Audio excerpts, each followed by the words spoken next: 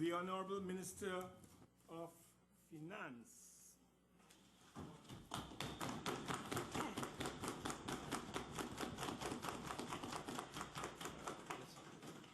Mr. Speaker, I have the honor to lay on the table the following papers. One, the draft estimates of expenditure for the financial year 2014, the details of draft estimates of recurrent expenditure for the financial year 2014, the draft estimates of revenue and expenditure of the statutory boards and similar bodies and of the Tobago House of Assembly for the financial year 2014, the draft estimates of a development program for the financial year 2014, the draft estimates of revenue for the financial year 2014, the Public Sector Investment Program, PSIP 2014, the Public Sector Investment Program, PSIP 2014 for Tobago, the 3-year Public Sector Investment Program, the Social Sector Investment Program 2014, the State Enterprises Investment Program 2014, the Review of the Economy 2013. Introduction of bills. The Appropriation Financial Year 2014 Bill 2013. The Honourable Minister of Finance and the Economy.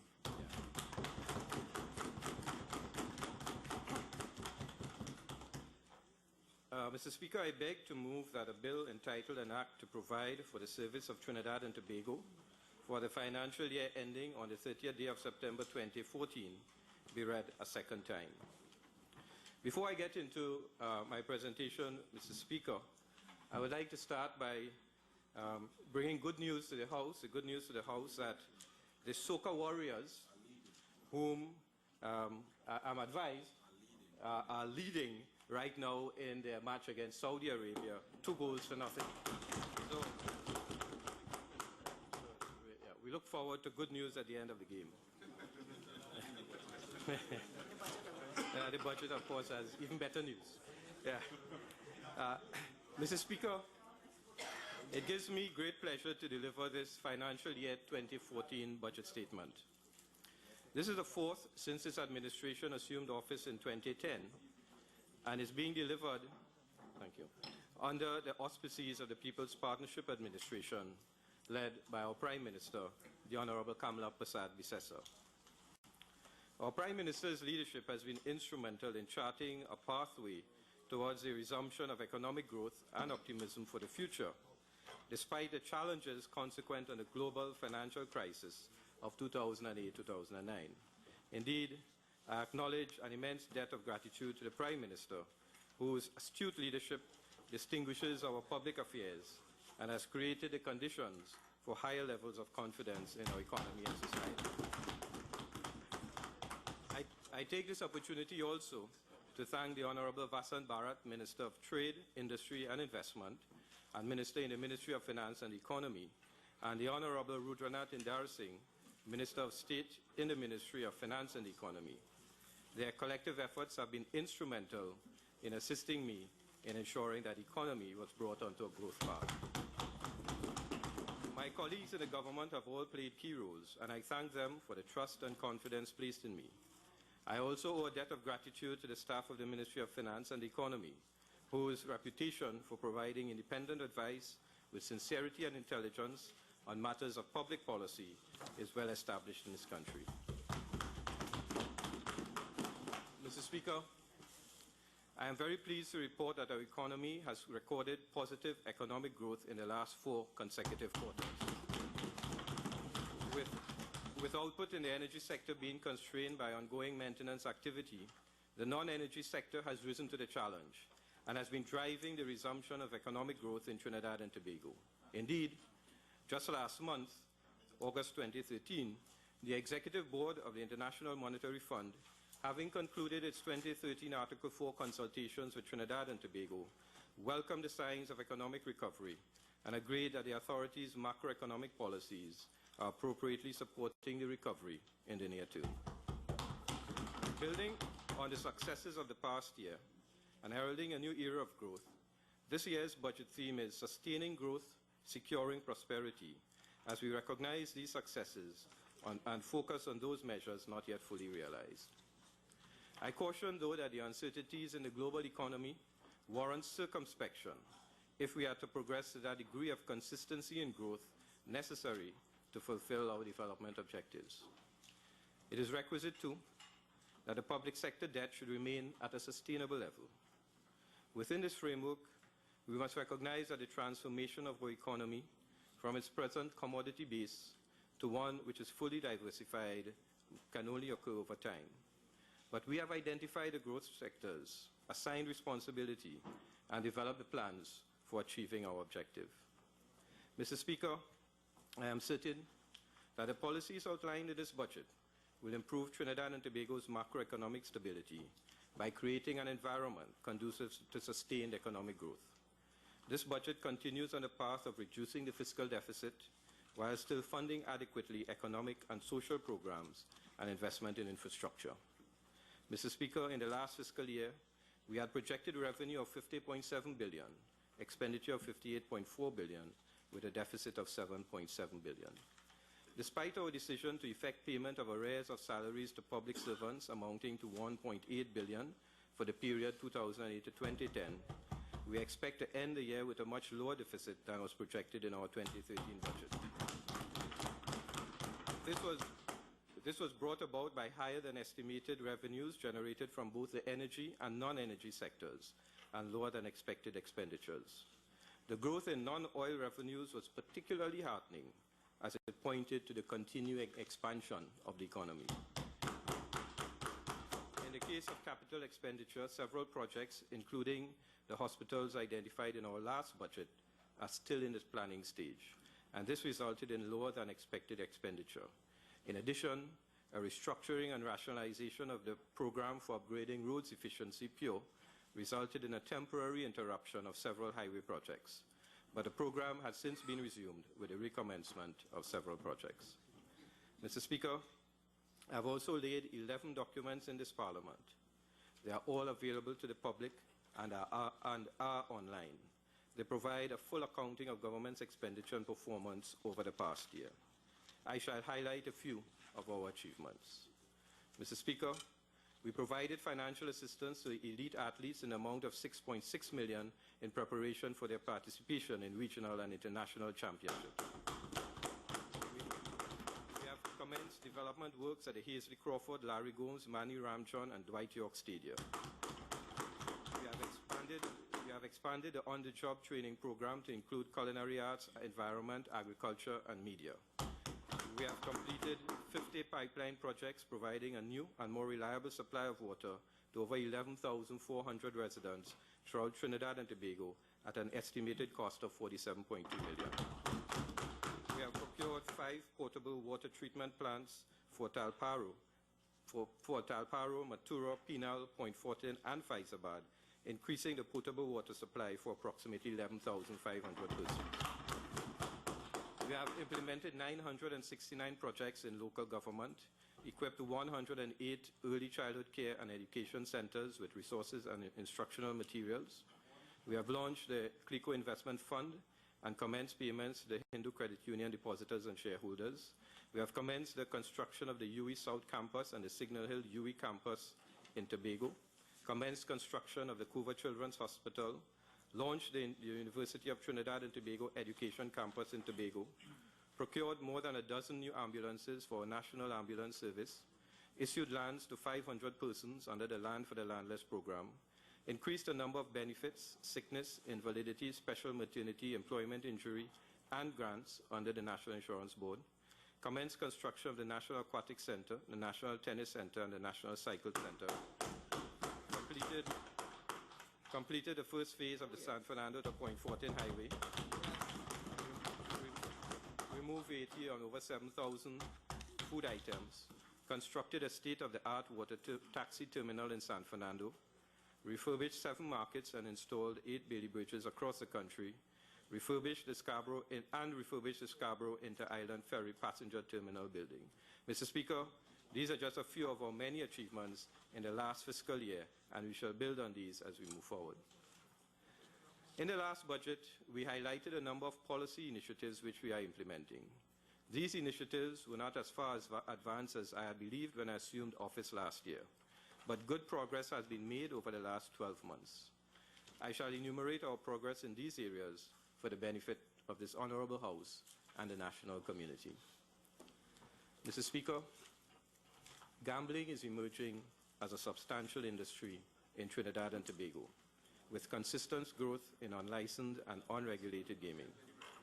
I wish to emphasize that under the current legislative framework prevailing in Trinidad and Tobago, all casino operations conducted by self-styled private members clubs and all gaming machine operations in recreation clubs, in pubs, in arcades, and in shopping malls are illegal activities.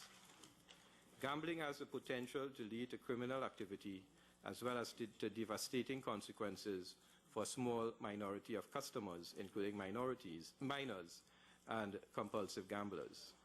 There's a clear public need for regulation. Mr. Speaker, we have developed a comprehensive governance structure for this industry over the last year.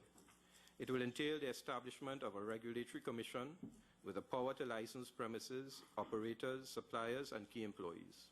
The new legislation will control the operations of what will be referred to as registered casinos.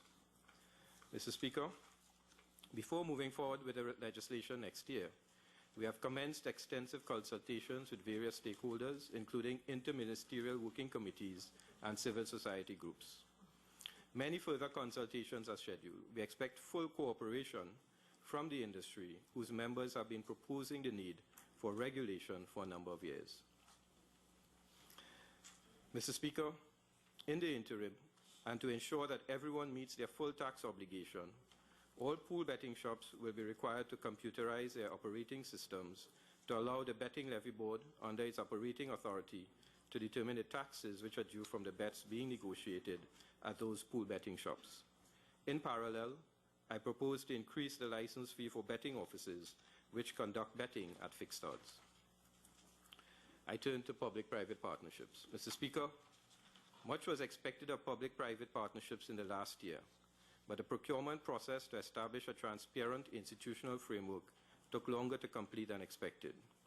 We have since addressed this matter and are now comfortable that the private partners will deliver the infrastructure and/or related services in such a manner that the population at large receives value for money.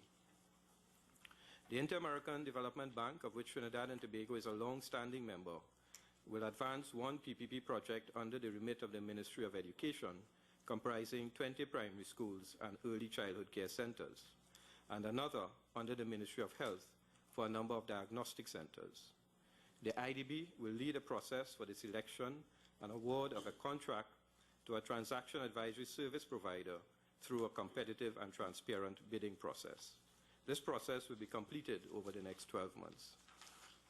We have also agreed that the International Finance Corporation, of which Trinidad and Tobago is also a long-standing member, will spearhead work on the airport concession for the Piarco International Airport. CL Financial. Mr. Speaker, I turn now to the CL Financial Group. We have developed a comprehensive strategy for recovering the funds expended by government in the recapitalization, resolution, and restructuring of CLICO, British American Insurance Company Limited, Caribbean Money Market Brokers Limited, and CLICO Investment Bank. The principal element of this strategy will involve a new shareholders agreement, which is being proposed by the government of Trinidad and Tobago to CL Financial Limited. This will provide the government with formal collateral arrangements over the assets of the group, and a sales strategy which will maximize the value to be received from these assets to facilitate the full liquidation of all advances made to the group.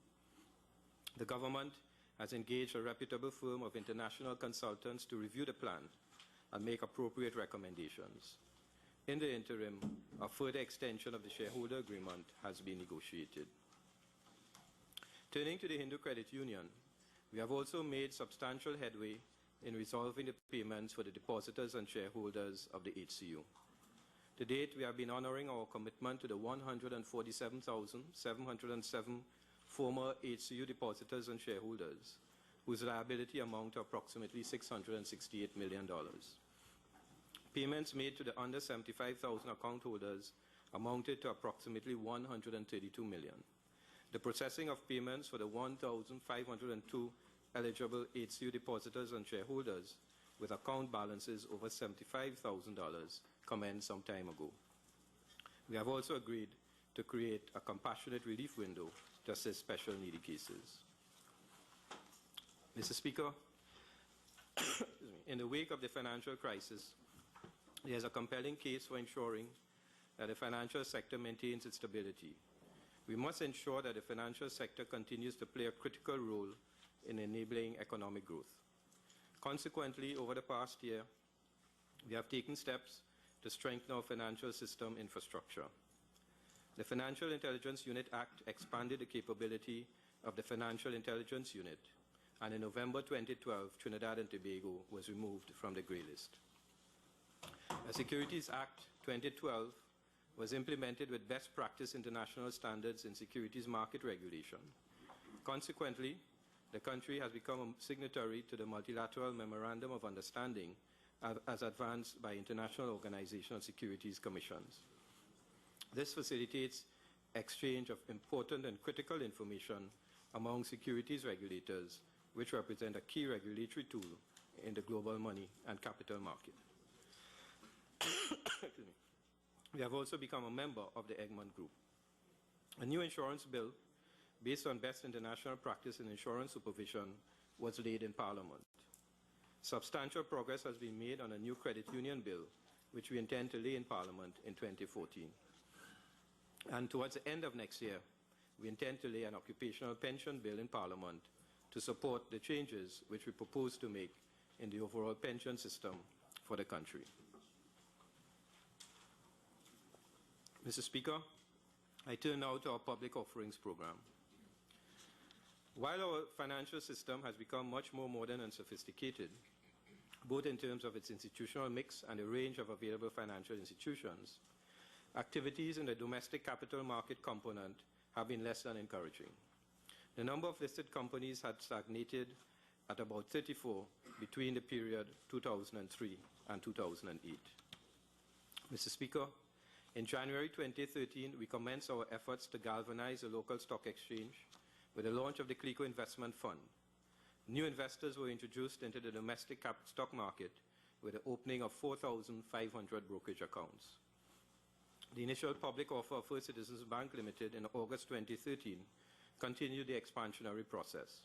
Indeed, the offer has been an outstanding success, with the entire issue of 19.3% of the total issued share capital of the bank, or 48.5 million shares, being 3.12 times oversubscribed. The allocation of 15% reserved for individual investors was 6 times oversubscribed. This allocation has since been increased to 26%. The participation of individual investors continued as 12,000 new brokerage accounts were opened in 2013, pointing to the expansion in the domestic capital market. Our capital market policy for generating high levels of savings and for promoting the efficient allocation of those savings is an ongoing activity. First, we will take steps as soon as it is appropriate to make an initial public offer of a newly established company into which the National Gas Company of Trinidad and Tobago will transfer the 39% shareholding in Phoenix Park Gas Processors Company Limited, which it is now purchasing from ConocoPhillips. Second, as soon as the technical work on the restructuring of the Home Mortgage Bank and the Trinidad and Tobago Mortgage Finance Company Limited is completed, we will make an initial public offering for the Trinidad and Tobago Mortgage Bank. There are a number of state enterprises whose requirements for expanding trade and for securing specialist skills, technology, and finance can be met by the private sector. Those enterprises with scale and technology-intensive activities needing capital to expand would be exposed to strategic investors. To that end, government has identified 4 state enterprises with commercial remits which operate under market conditions, have become mature, and can now transition to another stage of development. During the course of the coming year, we will begin the process of seeking investors for the Vehicle Maintenance Company of Trinidad and Tobago, the National Helicopter Services Limited, the National Flour Mills Limited, and the Point Lisas Industrial Port Development Corporation Limited. Mr. Speaker, we have taken difficult decisions to stabilize the economy. We have ensured that our debt remains at sustainable levels. We have adopted a complementary strategy for building new sources of growth and strengthening existing ones, including in the energy sector. And we are now moving to simplify the regulatory system for doing business in Trinidad and Tobago. My colleague, the Minister of Trade, Industry and Investment, will outline to this Honourable House the steps he has taken to alleviate the cost and to facilitate the ease of doing business in Trinidad and Tobago. But suffice it to say that it has become substantially easier to do business here.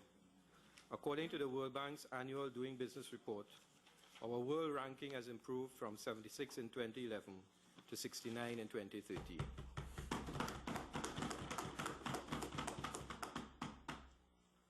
We expect an even better ranking in 2014, as there have been significant efficiency improvements through rapid responses for starting businesses, registering for NIS and VAT, obtaining work permits and certificates of origin, protecting investors, paying taxes, and trading across borders, including cargo clearance.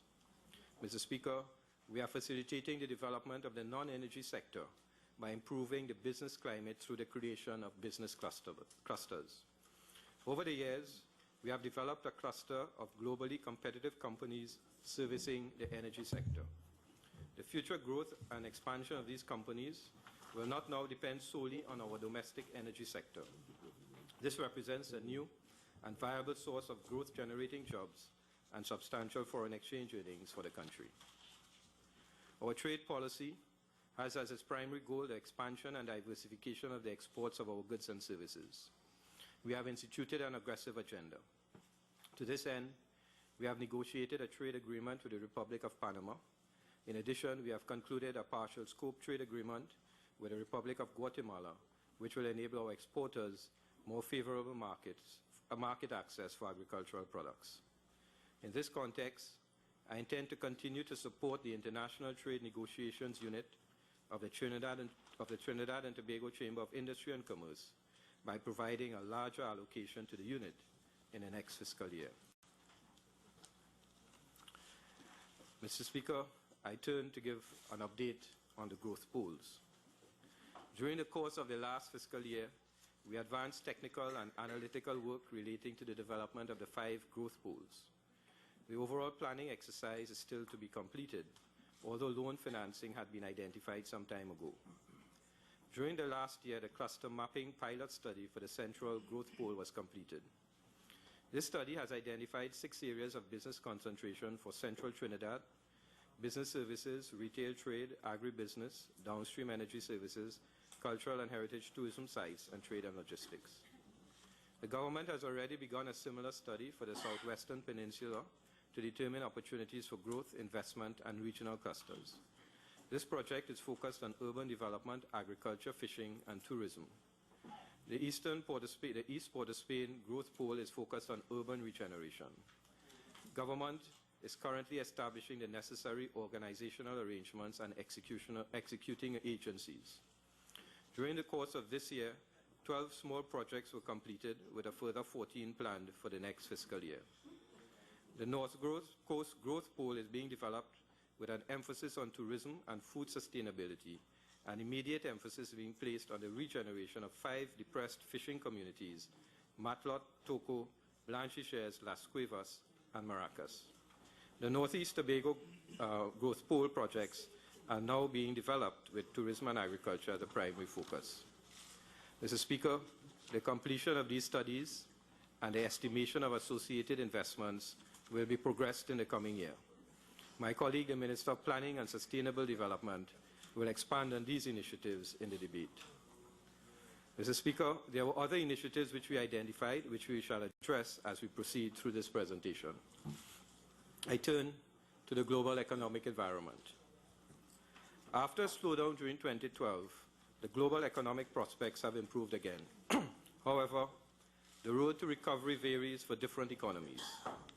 In advanced economies, activity improved gradually during the first half of 2013. The U.S. economy continues to recover slowly. In the euro area, output fell by 0.6% in the fourth quarter of 2012, as the sovereign debt crisis persists. The economic environment in Europe remains challenging, and in the Middle East, political upheaval continues to hamper the economic recovery of that region. While emerging market economies continue to grow, they have not been immune to the effects of Europe's debt crisis. Growth has fallen in the Indian economy, and that country is facing substantial challenges. Brazil, Russia, and China are facing similar challenges to resume the level of growth that their economies recorded during the last 5 years. The global outlook beyond 2014 envisages a euro area with considerable downside risks, although some recent signs are indicating a mild recovery. While these developments can certainly be expected to pose continuing challenges to global growth and employment, I expect that policy actions will be stepped up to ensure that the world economy returns to robust activity. Mr. Speaker, the Caribbean region has also had its fair share of challenges. The region, for the most part, has been buffeted by the effects of the global financial crisis, and most economies are entering a phase of stringent austerity. The International Monetary Fund has forecast that high debt and weak competitiveness will continue to constrain growth in the region during 2013. Mr. Speaker, Trinidad and Tobago's economy has performed significantly better than most of our Caribbean neighbors, and in many cases better than many developed economies.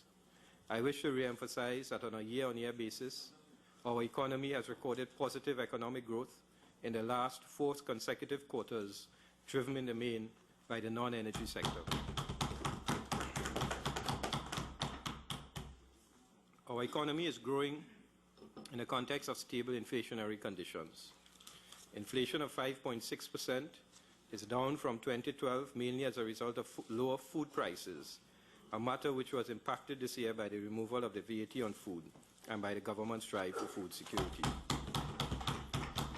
The economy continues to generate jobs, as the unemployment rate has fallen and now hovers near full employment levels at 5%. The government is successfully containing the fiscal deficit in accordance with its policy objectives and is on course to bring the fiscal accounts into balance by 2016. The current account of the balance of payments remains buoyant, generating consistent surpluses. The country is experiencing significant inward flows of private direct investment, which rose substantially in 2012 from US $1.8 billion to US $2.5 billion. The sound balance of payments position has been generating buoyant economic and financial buffers. The buildup in gross official reserves has been estimated in 2013 at $9.4 billion, the equivalent of 12 months of import cover. The Heritage and Stabilization Fund, with its consistent and strong earnings, now amounts to US $5 billion. The net public sector debt stock, which stands at 44.7% of GDP in 2013, will be positively impacted by the projected cash flows from the structured sale of assets of the CL Financial Group. The capital market is enjoying a renaissance with 2 recent listings on the Trinidad and Tobago Stock Exchange. CLICO Investment Fund, which has been monetizing the debt owed to holders of short-term investment products of CLICO, and First Citizens, which has made a successful initial public offer, which was significantly oversubscribed. Mr. Speaker, having recognized these successes, we must also identify those areas where much more work is required. The non-energy fiscal deficit remains an issue. Much still needs to be done to build the competitiveness of the economy. The diversification of the economy needs to be accelerated, and the fiscal accounts need to be brought into balance. But we recognize these challenges and are moving rapidly to address them. Mr. Speaker, I turn now to our medium-term framework. This administration is committed to achieving the medium-term objective of a balanced budget by 2016. This budget begins a movement toward that objective with a projected reduction of the deficit from 4.6% of GDP in 2013 to 3.6% in the next fiscal year. We envisage, with the completion of most of the maintenance work in the energy sector and our continuing stimulus program, that the emerging growth will be consolidated and strengthened. Annual minimum output levels of 2.5% over the medium term are being projected. This continuing expansion of the economy, coupled with current initiatives to strengthen the collection efforts of the Board of Inland Revenue, will result in increased revenues. However, the full achievement of this fiscal objective will require a program for streamlining expenditure. The Ministry of Public Administration is managing a program to eliminate the waste, inefficiency, and duplication which exist in our social services programs. This must be accelerated. We propose to engage civil society in the conceptualization and implementation of programs to achieve this objective. Mr. Speaker, small and medium-sized enterprises have been playing an important role in generating output and employment, excuse me, and in the process, supporting our economic transformation. In fact, small and medium-sized enterprises constitute over 85% of all registered businesses in Trinidad and Tobago. And we are very mindful that during the recent economic difficulties, they acted as shock absorbers and assisted in the maintenance of employment levels. Public economic policy has been focusing on the funding requirements of this group of enterprises with the creation of tax incentives in 2012 for a small and medium-sized market on the Trinidad and Tobago Stock Exchange. But the absence of listings since then has reflected the restrictive factors associated with the tax incentive framework. I propose to amend this framework by redefining the qualifying capital base for these incentives, as well as the shareholding requirement. Mr. Speaker, while access to the Trinidad and Tobago Stock Exchange allows these small and medium-sized enterprises to connect with investors who wish to participate in the equity of such companies, we are also ensuring that small and micro businesses are able to participate in the national economy in a consistent and sustainable manner. In the coming year, the Ministry of Labour and Small and Micro Enterprise Development will review the Fair Share program and will hold its first Fair Share Expo to increase the visibility of certified SMEs. The Ministry will also implement a number of initiatives, including a web portal, to add further impetus to this program. Mr. Speaker, we will continue our dialogue with the trade union sector as we forge a consensual framework that meets the developmental needs of the country and the requirements of the trade union movement. I turn now to the Exim Bank. Mr. Speaker, as we diversify our economy towards a buoyant export, manufacturing, and industrial sector, our Exim Bank must become relevant to our objective of export-led growth. The Exim Bank, as it does in all advanced and emerging and developing countries, must focus on the financing of exports and turn export opportunities into real sales, which will create good quality jobs in an expanding national economy.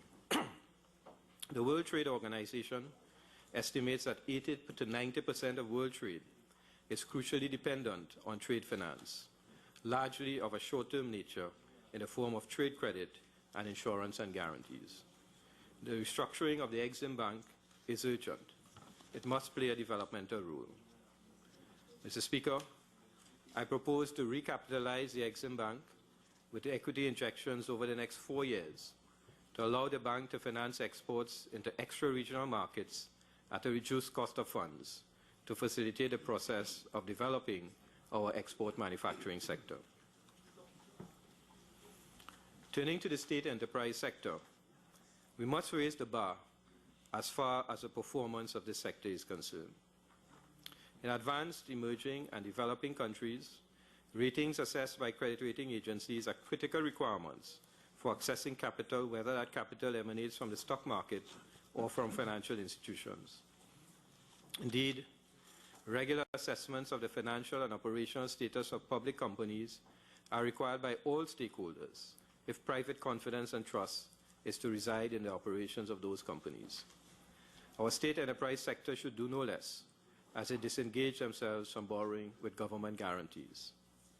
I propose to make allocations over the next 3 years to selected state enterprises to undertake independent credit ratings, which would prepare those enterprises for accessing the debt markets based on their own creditworthiness. I expect that the requirements to improve their ratings and the regular evaluations by an independent entity on an annual basis will assist in enhancing the quality of governance and performance within the sector. Mr. Speaker, Caribbean Airlines must move towards the adoption of a financially sound business model for positioning the airline in targeted segments of the global tourism market. The new board of Caribbean Airlines Limited has completed the first phase of a revised business plan for the airline to achieve financial viability. To this end, effective October 1st, 2013, I propose to discontinue the fuel subsidy which the airline currently enjoys. The subsidy for the Tobago airlift will remain. These factors have been incorporated into the business plan, which I shall receive on September 17th. I have been assured by the Board of Caribbean Airlines Limited that the removal of the fuel subsidy will not impact the ticket pricing policy. Mr. Speaker, I turn now to our reform agenda.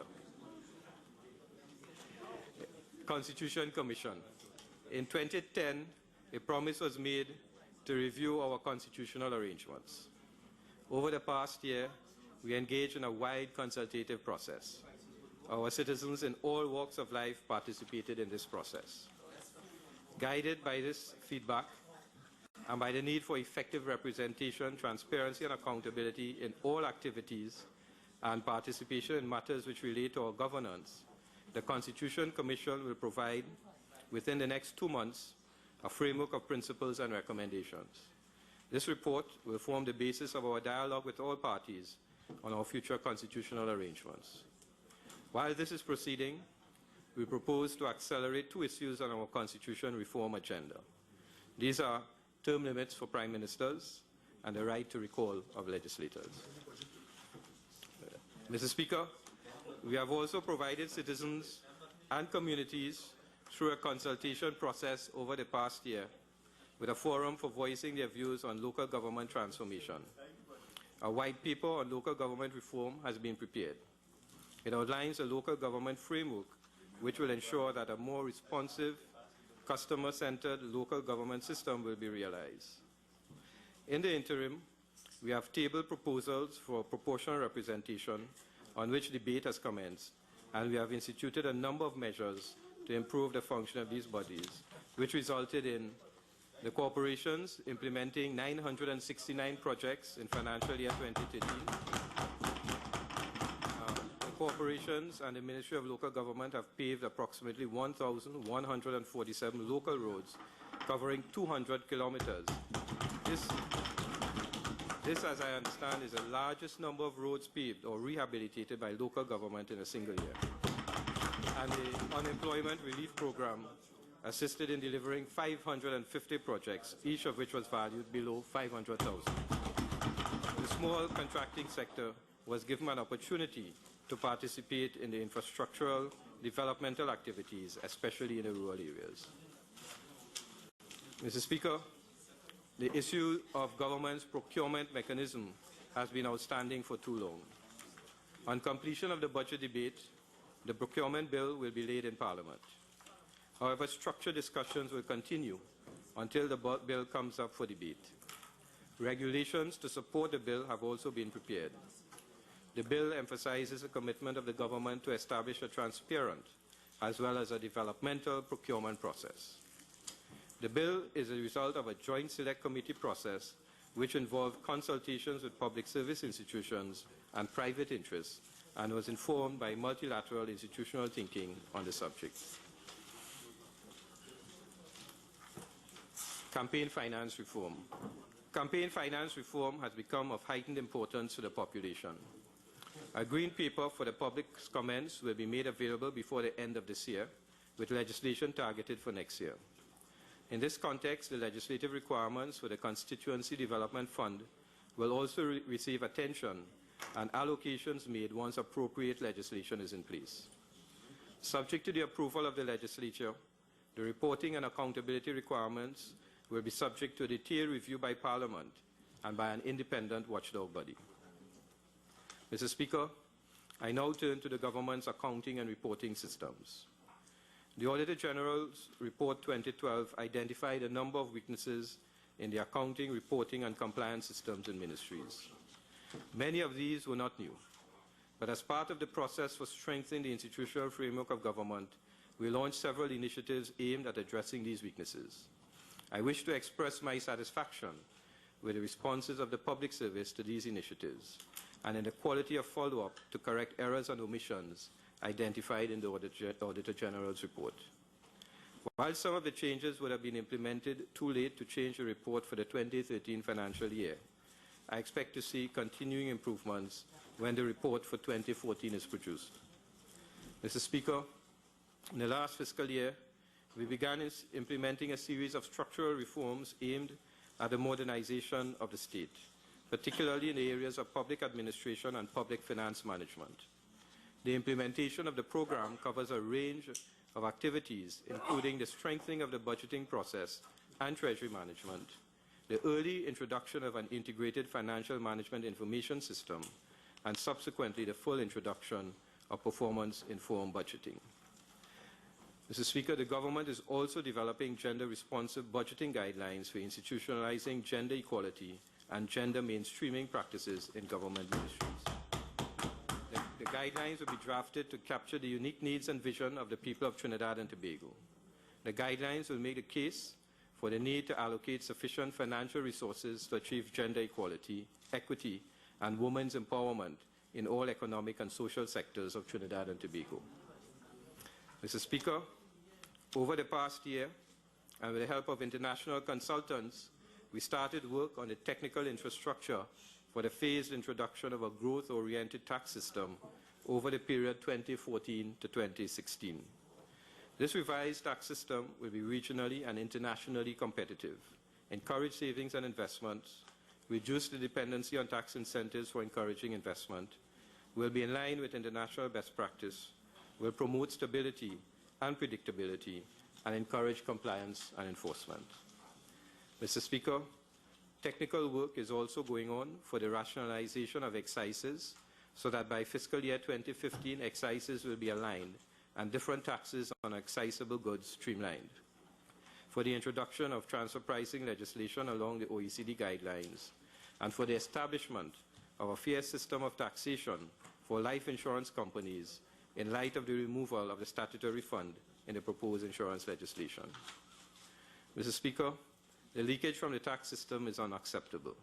I intend to address this immediately by revisiting the relevant sections of the Corporation Tax Act and by strengthening the capabilities of the Board of Inland Revenue, in particular in the area of enforcement and compliance in business and individual taxpayer assessments. VAT refunds.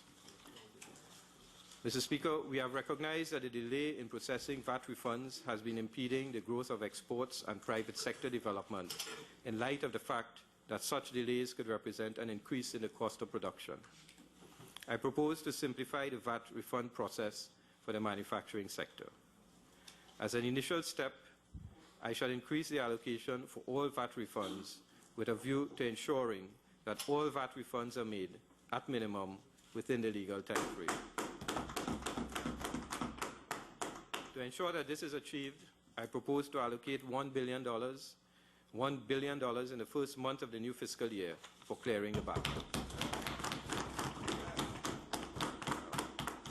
Land and building tax. Mr. Speaker, a land and building tax regime is a key pillar in all modern tax systems. Recurrent land and building taxes meet all the conditions of a good and fair tax. The backbone of a successful land and building tax is a proper valuation of properties within a transparent framework. This will require the property rules being brought up to date. I propose to phase in these taxes over the period 2014 to 2017, during which time the properties will be valued and consultations will be held with all stakeholders. In phase 1, and effective immediately, we shall commence valuations of all industrial land, including plant and machinery, whether housed or in-house, with a view to implement this tax by July 1st, 2014. In phase 2, we will impose a tax on commercial properties, and in phase 3, we will impose a tax on agricultural lands and on residential properties, with a deductible allowance to provide relief to certain agricultural landowners and low-income homeowners. Mr. Speaker, I turn now I turn now to an area that forms a critical component of our social safety net for the aged, the pension system. We are well aware that a considerable number of our citizens are not covered by formal pension arrangements. Over the past year, we have sought to accelerate the work of the Ministry of Finance and Economy on this issue.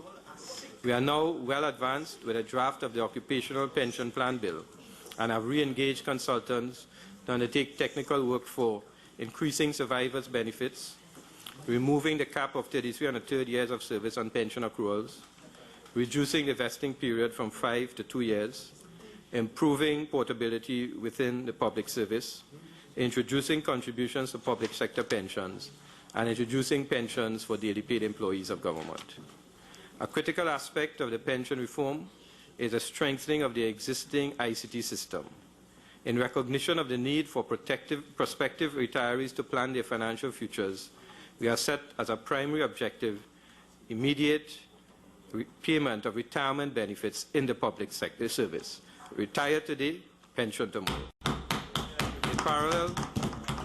In parallel with this technical and analytical work, and in order to ensure that all citizens are prepared adequately for retirement, the government will bring new legislation next year to include the self-employed in the national insurance system.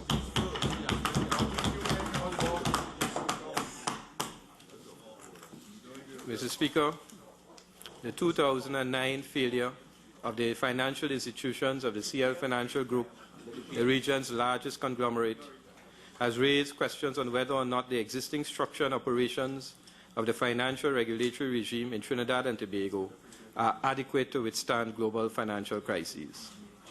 In the next fiscal year, we will establish a task force to undertake research and consultation to determine whether a single financial regulatory authority is the most feasible model for integrating and strengthening financial regulation and supervision in Trinidad and Tobago. This task force will comprise representation from the Central Bank of Trinidad and Tobago, the Securities and Exchange Commission, the Ministry of Finance and Economy, and other stakeholders in the financial services sector. Mr. Speaker, I turn now to the progress made over the last year with respect to the diversification of the economy. Since our last budget statement, we have made positive strides in undertaking the necessary work for building those sectors identified for growth and investment. Mr. Speaker, over the past year, we have advanced the building of a financial institution shared support services industry. In our 2013 budget, we committed to creating 3,000 jobs in this sector within the next 5 years. Following the tax incentive framework put in place in the Finance Act 2013, I have signed the order for developing shared service centers in Trinidad and Tobago. With the tax incentive framework in place, Trinidad and Tobago can now position itself as an attractive destination for locating back and middle office processing for financial companies.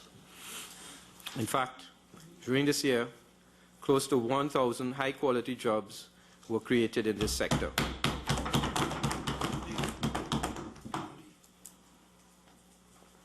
Scotiabank Trinidad and Tobago Limited has already employed close to 400 persons, with another 40 to be engaged in 2014. RBC Royal Bank has employed 465 persons, with another 135 to be employed in 2014. RBC Royal Bank, which has been in the process of streamlining its business model, has been able to save the jobs of approximately 400 additional employees who were transferred to their shared services activities. In the coming year, we intend to build on these successes and will commence discussions with companies providing services within the European Union to facilitate the movement of similar shared services facilities to Trinidad and Tobago. The maritime sector. We are also leveraging our facilities and assets in the Northwest Peninsula in our quest to develop the maritime industry. The requirements for maintaining the range of naval and maritime assets owned by the government of Trinidad and Tobago will represent an initial catalyst for the rollout of the maritime industry. Our focus will be initially on niche markets, such as the construction of tugs, workboats, small luxury craft, platform supply vessels, launches, and barges. Efficient port and dry docking facilities are key components for a buoyant maritime industry. The Ministry of Trade, Industry and Investment will execute a Memorandum of Understanding with China Harbour Engineering Company Limited for the development of additional port and dry docking facilities in Trinidad. The Ministry will also sign a Memorandum of Agreement with Trinidad Dry Dock Company Limited for the establishment of comprehensive dry docking facilities and services, which will open new economic space in the Gulf of Paria near the city of Port of Spain. The materialization of these facilities will not only support economic development in Trinidad and Tobago, but also in the region as a whole. Mr. Speaker, in our marketing efforts for the maritime sector, we will ensure that all investors are aware of the incentives which are available under the Free Zones Act. Tourism. Mr. Speaker, over the past year, we have been making steady progress with our initiatives in the tourism sector. We have been promoting the country not only as a place to do business, but also as a leisure destination. The government is focusing on two main priorities: developing airlift and enhancing room stock. We are collaborating with the major airlines as well as with airport and cargo operators with a view to expanding their opportunities for increasing direct travel and air cargo to Trinidad and Tobago. From July 2014, JetBlue, a low-cost American-based airline, will commence flights to Trinidad, and a new charter, Apollo Airlines, a Greece-based company, will soon launch flights from selected cities in Europe to Tobago.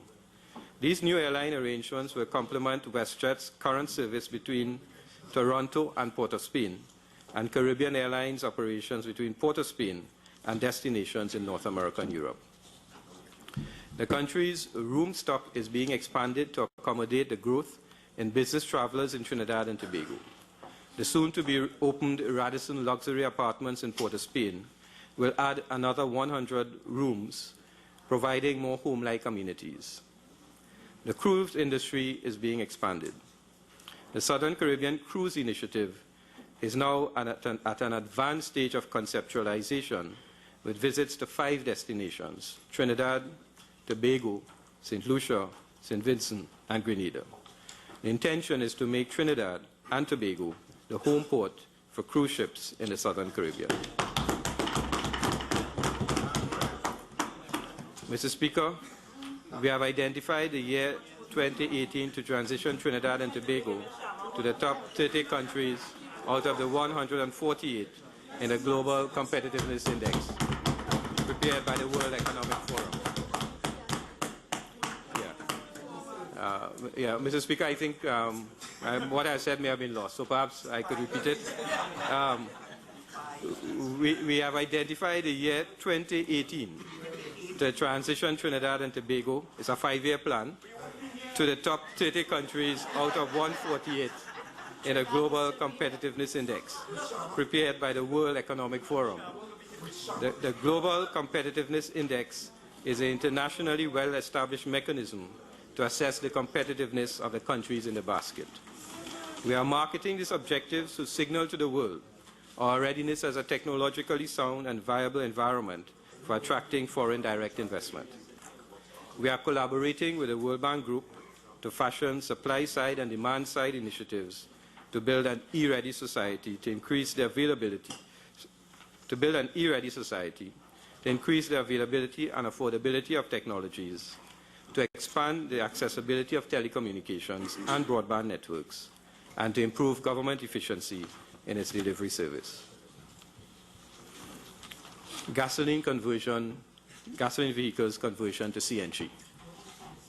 Mr. Speaker, the technical work for accelerating the use of compressed natural gas as a major alternative fuel in the country is now ready to commence, with a recent decision by the National Gas Company to undertake a phased investment over a 5-year period at a cost of $2.07 billion through the establishment of a new company.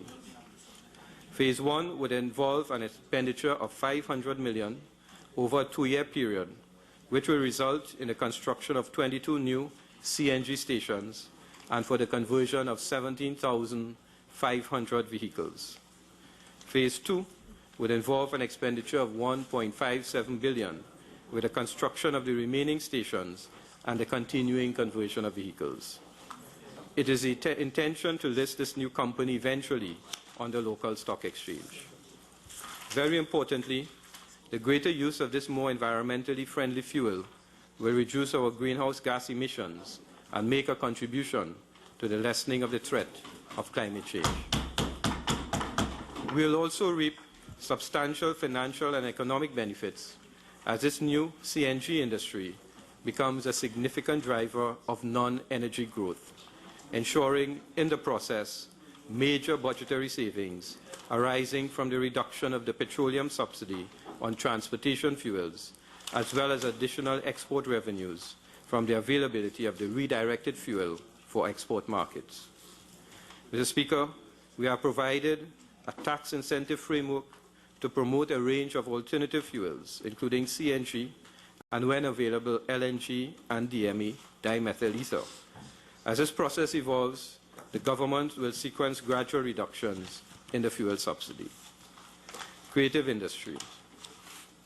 The fiscal incentive framework for enhancing the creative sector has been expanded with the removal of customs duty and value-added tax on commodities imported to serve as inputs into the production of final goods and services for the creative industry. Moreover, the institutional framework has been strengthened with the establishment of the Trinidad and Tobago Creative Industries Limited, which, with its appropriately focused subsidiaries, the Trinidad and Tobago Film Company Limited, the Trinidad and Tobago Music Company Limited, and the Trinidad and Tobago Fashion Company Limited, will spearhead the growth and business development of the creative industries in Trinidad and Tobago. This governance model will allow for significant synergies and stakeholder involvement for branding Trinidad and Tobago in the areas of film, music, and fashion. We are already witnessing substantial advancements in these areas, and likewise in other areas where festivals, heritage and dance, and theatre are being developed. Agriculture. Mr. Speaker, we are continuing to give priority to the agricultural sector in our efforts to enhance the national income and to ensure food security. We are sustaining food security through a number of initiatives. In particular, the distribution of state lands to our farmers. 4,111 acres of land, formerly owned by Caroni Limited, and 100 acres of state lands at Tucker Valley have been divided into 6 small and 8 large farms for distribution to farmers. 3 of the large farms are already in operation. And 5,800 acres of agricultural lands leased to the former employees of Caroni are being brought into production through the Green Initiative, growers responsible for evolving and enriching the environment, which is managed by Caroni. Yeah, and it's a different green, Mr. Warner. Yeah. Cultivation and harvesting have already begun, and members of the public are benefiting from the farm fresh produce cultivated through environmentally friendly methods. At full capacity, 5,800 acres will be under cultivation, providing the national community with a wide range of freshly harvested produce at affordable prices. Mr. Speaker, we have already increased investment through the Agricultural Development Bank with the approval of over 1,066 new loan applications and disbursement of over 1,400 loans valued at approximately $150 million. The shared value business model represents a novel approach to farming, as we have combined unutilized lands, capital from private farmers and Caroni, together with best practice techniques from the various learning institutions into a profitable food enterprise. In 2014, we are targeting a further increase in local agricultural production. Mr. Speaker, we are moving ahead with a food security facility with the Government of Guyana. We have executed a memorandum of understanding with the Guyanese government, which will provide in Berbice initially 10,000 acres of land for immediate agricultural production, and subsequently a further 90,000 acres. The government of Trinidad and Tobago will invite private sector investment in agricultural production in Guyana, and will work with the government of Guyana to provide a facilitating environment and the necessary support to attract such investments. We have requested of the Government of Guyana that investors from Trinidad and Tobago be eligible to access incentives currently available to Guyanese farmers and be allowed to repatriate profits. National sports. Mr. Speaker, consultancy and design work is advancing rapidly on establishing a transparent framework for sport tourism in the areas of swimming, cycling, and tennis. 3 facilities will be outfitted for international competition and will comply with specific building and sporting requirements: the National Aquatic Center, the National Tennis Center, and the National Cycle Center. These 3 facilities will be supported by 3 national multipurpose sport facilities, which will provide athletes and residents in various communities with amenities for sport and physical recreation. Plans for major sectors. Mr. Speaker, I turn now to the plans of selected ministries for the next year. During the debate, individual ministers will amplify and speak in more detail on the plans and programs for each ministry. I start with the energy sector. Mr. Speaker, the energy sector has suffered output disruptions in natural gas supplies, which began in late 2010 as a consequence of maintenance works being conducted by major natural gas suppliers. Over the past year, and in the context of increasing levels of investor confidence, the sector has returned to growth with an upsurge in drilling activity. In 2012, foreign direct investment in the sector was approximately US $2 billion. It is expected that proven natural gas reserves will increase in the upcoming years. Recently, the government executed 6 deepwater production sharing contracts and signed a new license agreement with the Petroleum Company of Trinidad and Tobago Limited, which mandated the company to refocus its strategy on the upstream sector. The Ministry of Energy and Energy Affairs is at present managing 2 parallel bid rounds, one onshore, the other in deepwater. There has been an upsurge in drilling activity in the last 12 months. At present, 6 rigs are drilling offshore, with a 7th due in the last quarter of this year. This compares with 1 rig in operation in mid-2010. And the government is currently negotiating an agreement with the government of Venezuela to monetize the gas resources in the Loran Manatee field after 10 years.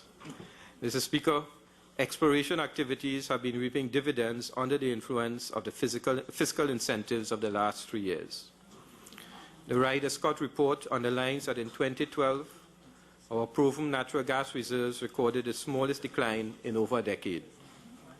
Energy exploration and production are becoming increasingly competitive globally. Shale gas production, the expansion of the Panama Canal, and natural gas reserves in East Africa are quickly changing the dynamics of the global energy business. We must remain competitive if we are to attract new investments, in particular from existing long-established players. We propose to expand the energy incentive taxation regime in this year's budget. Mr. Speaker, I turn now to highway infrastructure. This government is ensuring that it opens up economic space in this country. A modern highway network is critical to the achievement of this objective. We are according high priority to the development and maintenance of our highway network. In some cases, we are expanding the capacity, and in others, we are overcoming persistent problems through major engineering solutions. The extension of the Solomon Hochoy Highway to Point Fortin represents a key addition to this critical infrastructure. The Golconda to Debe section was opened on August 30, 2013. This critical infrastructure will benefit thousands of individuals in the Southern Peninsula.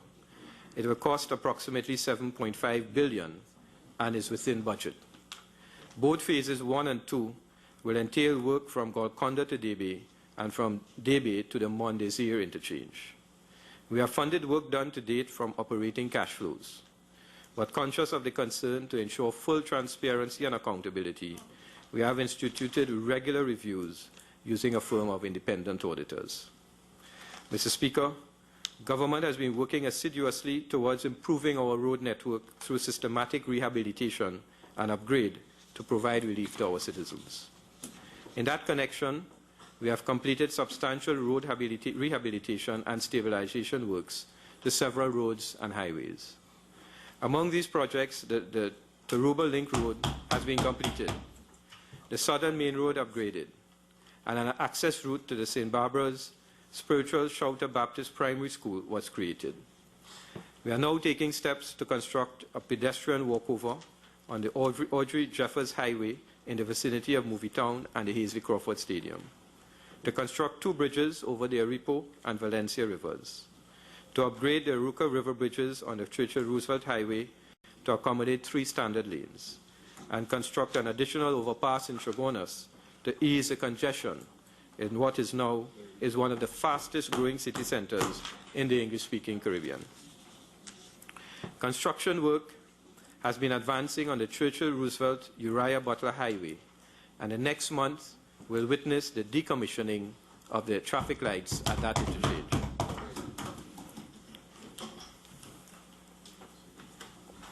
Mr. Speaker, 2 additional highway projects will commence in the new fiscal year.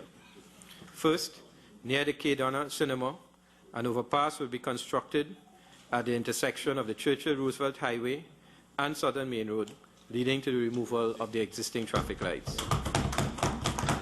Second, the Valencia bypass, which was scheduled to start this year, but which was delayed as a result of the review of the PRIO program, will commence in the new fiscal year.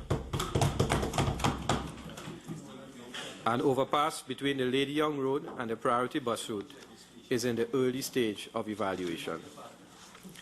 Mr. Speaker, this administration has been promoting education as the main agenda of our country. It is one of the fundamental pillars of our economic development. We are convinced that investment in knowledge, information, and human capital development is a prerequisite for the prosperity and well-being of our citizens. Mr. Speaker, we are moving rapidly to improve our education system. We are creating a technologically based education system. Laptops have been provided to 70,000 students, 4,000 teachers, and over 650 principals, vice principals, and supervisors. Wi-Fi connectivity is being installed. And to utilize the technology, the competency and quality of teachers are being improved. We are rolling out early childhood centers to accommodate 35,000 students ages 3 to 4. By 2015, we would have achieved universal early childhood education. We are now focusing on the special needs of those differently abled students. They represent 30% of the school population. We are enhancing the skills of teachers through continuous teacher training and development. And we are improving and maintaining our schools. Over the past 3 years, 700 schools have undergone repairs and maintenance at a cost of $500 million, utilizing over 500 small, medium, and large contractors. Mr. Speaker, yet we face significant challenges. Over the school vacation period, repairs were undertaken on 212 schools. Of these, 196 were completed on time. This represented a 92% completion rate. By the middle of this fiscal year, over 80 early childhood care and education centers would have been constructed in different parts of Trinidad and Tobago, and another 50 by the end of the fiscal year. 11 primary schools have been completed, 14 are under construction, and 47 are planned for construction in the new fiscal year. 6 secondary schools have been completed, and 9 are under construction. Science administrative blocks will be built in another 7 secondary schools this year. Mr. Speaker, this government is proud of our education system. It is a leader within the region and has international recognition for excellence. we have achieved the Millennium Development Goals outlined by the United Nations in education. We have achieved universal primary and secondary education. The GATE program has been instrumental in providing universal access to tertiary education. By 2015, we would have achieved universal early childhood education, becoming in the process one of the few countries in the world to achieve that distinction. Universal secondary. Yeah. Tertiary education. Mr. Speaker, in the Ministry of Tertiary Education and Skills Training, we are facilitating the transformation of our economy towards technology and innovation. Our programs and activities are centered on knowledge and creativity, and these programs and activities are being made pervasive in all sectors and segments of our society. The Ministry, in collaboration with our institutions of higher learning, is driving this process. In fact, we are witnessing a rapid expansion of our tertiary educational and vocational facilities. The UE South Campus at Debe, the Costa Chaguanas Campus, and the Costa Tobago Integrated Campus are at advanced stages of establishment. Skills Technology Centers in Pinal and in Mayaro, as well as a training facility in Chaguanas, are being constructed. The YTEP Waterloo Training Facility is being expanded. The Labre Technology Center is being expanded and upgraded. A training facility for nurses is being constructed at El Dorado.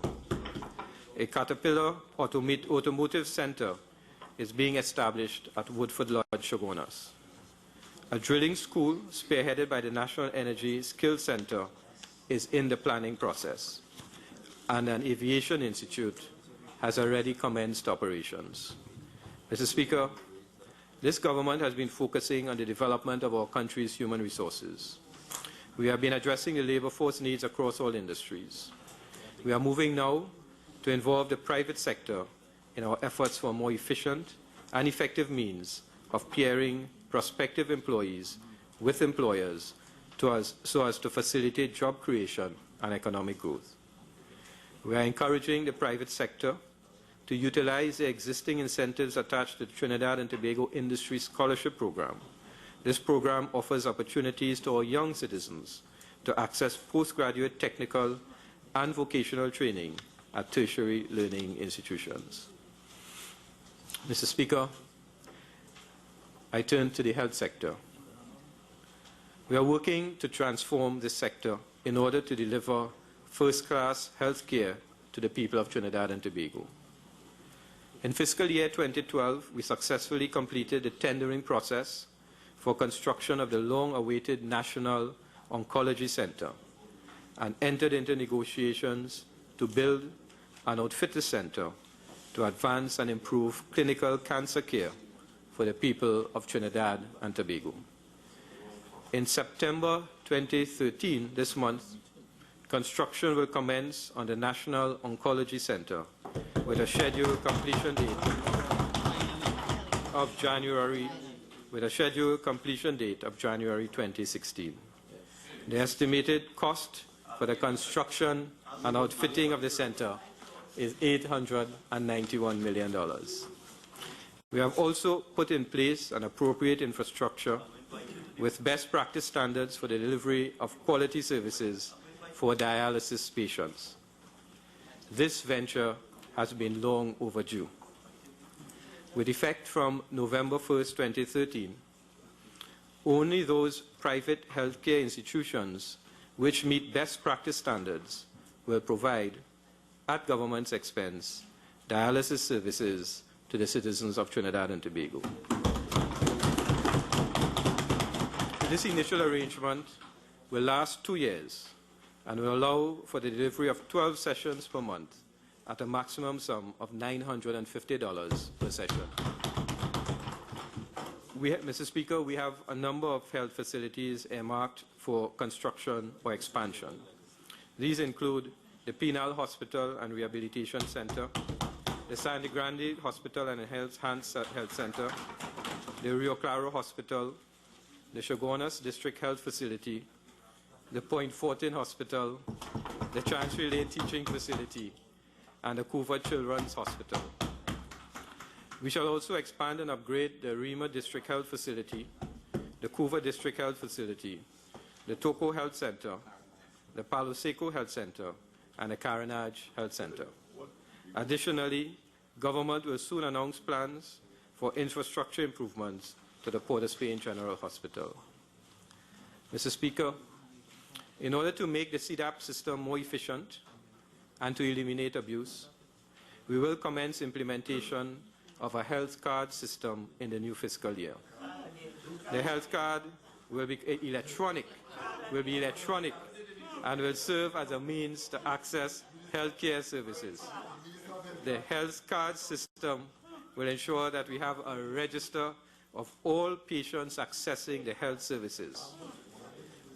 Let me repeat that, Mr. Speaker. The health card system will ensure that we have a register of all patients accessing the health services. This will enhance our ability to monitor and improve health services being delivered to our citizens. The information captured and managed by this system will provide the basis for the development and implementation of a national health insurance system. Mr. Speaker, we will continue to provide adequate and affordable housing to our citizens and first-class accommodation for public servants.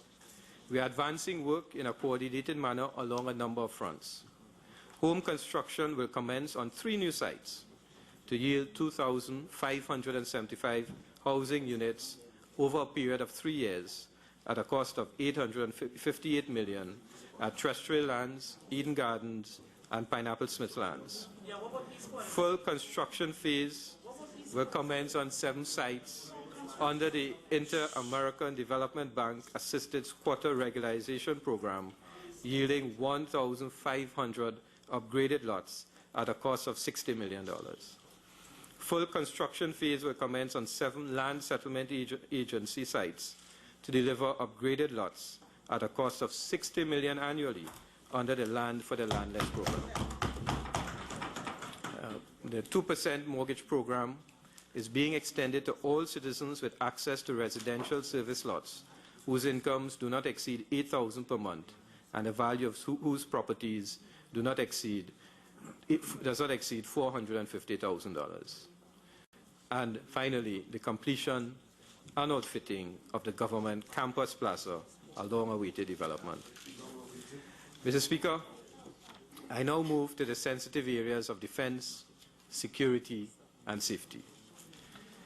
Mr. Speaker, let me put our national security situation in perspective. It is no secret that Trinidad and Tobago has an expansive outreach in the field of education, from early childhood to primary to tertiary level. In fact, Trinidad and Tobago is one of the few developing countries in the world in which education is essentially free from early childhood to tertiary level. The taxpayers of this country are paying heavily. The education sector received the highest allocation in 2013-14. We are committed to fund and sustain an education system which is designed to provide our youth with a sound education at all levels.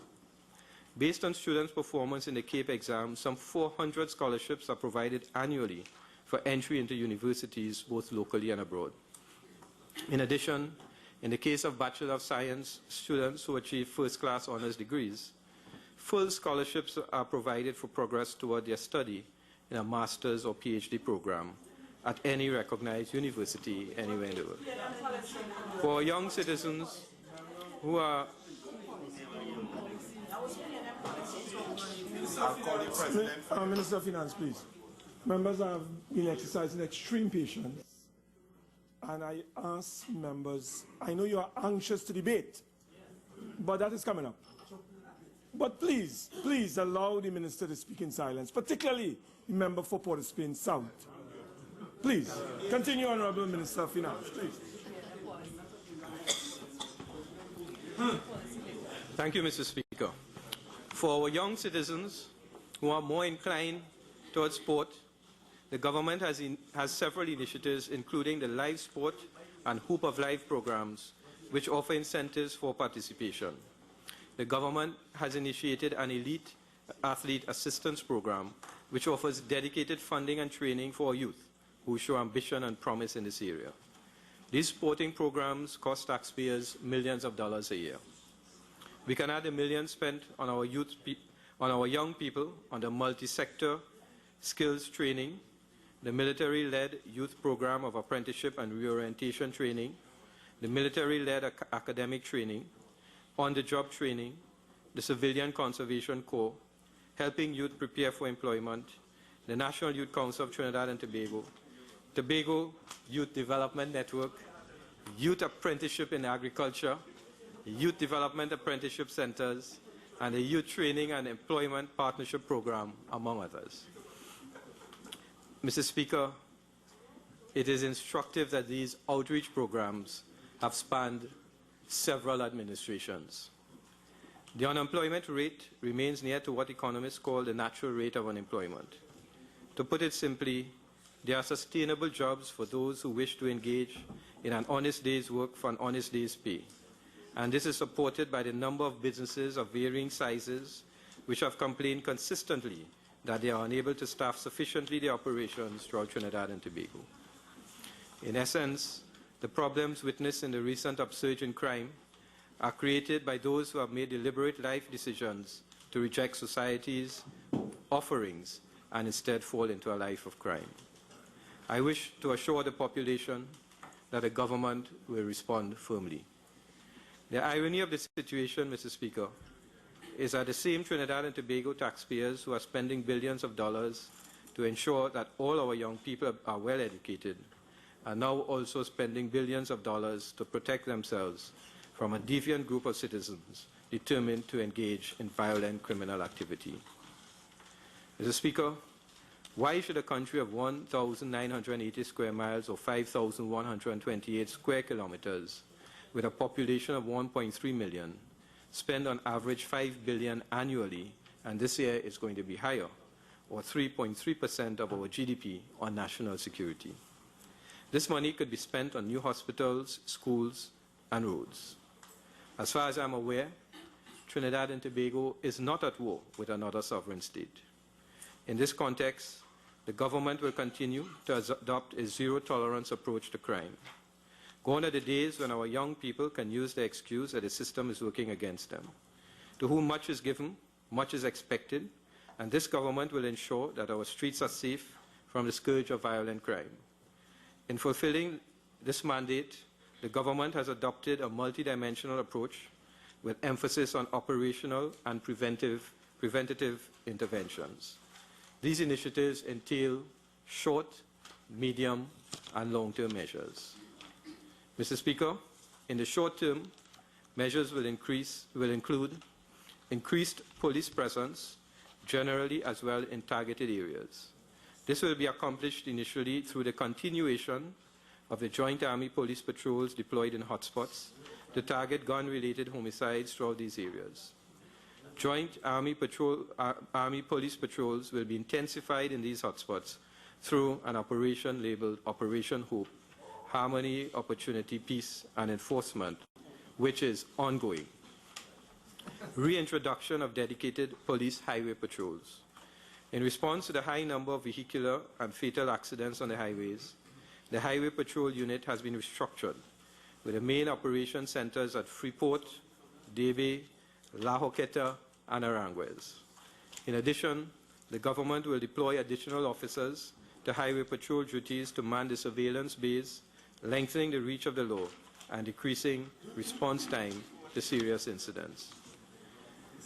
We will also introduce radar speed guns in view of the carnage on our nation's roads and highways. Building capacity within law enforcement. The government will continue to increase staff levels and training to boost detection rates. We will recruit an additional 1,000 regular police officers. We will also recruit 5,000 special reserve police, with 1,500 expected to be trained by the end of 2013. We are training officers in scientific methods for solving crime, in evidence-based policing and crime scene investigation techniques. Coupled with the computerization of police charge rooms and the deployment of GPS technology in police vehicles, the approachment to law enforcement will be accurate, reliable, and efficient. Border strengthening.